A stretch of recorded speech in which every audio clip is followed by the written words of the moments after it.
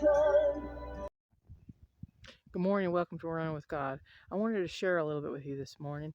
One of the scriptures I have here is 1 Timothy 4:14. It says, "Neglect not the gift that is in thee, which was given thee by prophecy with the laying on of the hands of the presbytery." You say, why are you saying that today? Why are you bringing that before us?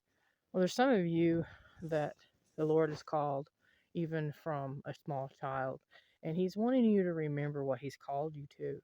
And don't neglect what He's deposited within you, not only what you have learned by the Holy Spirit, but that which was given to you by the laying on of hands by those that have gone before you.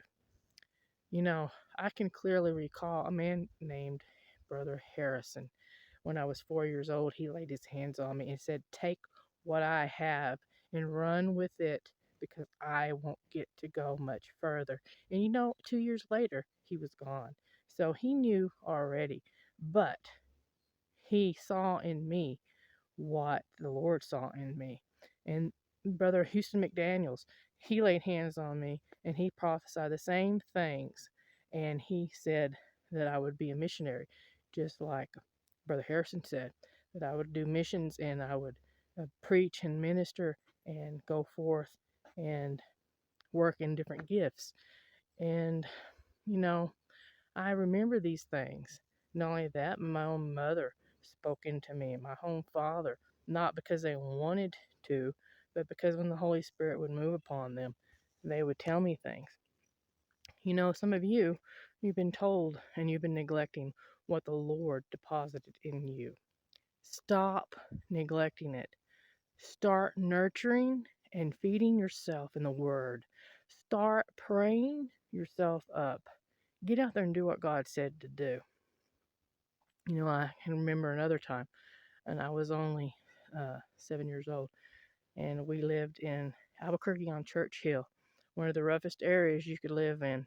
And there was a little lady, her last name was Shinto, and her son was the leader of the Jemez tribe, and she would sneak to church because she was told if she came that they would basically excommunicate her from the village and she would no longer have a place to live.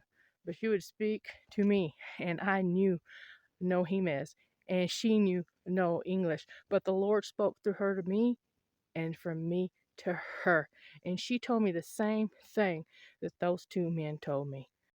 You may say, how do you know that she was telling you that, and how did she know what you were saying was for a fact? We understood each other, and her daughter-in-law was amazed because she was like, "You don't know what she's saying, and you don't know what she's saying." And I told her in English what she said, and she told her in Jemez what she said, and she was like in awe because of the Lord.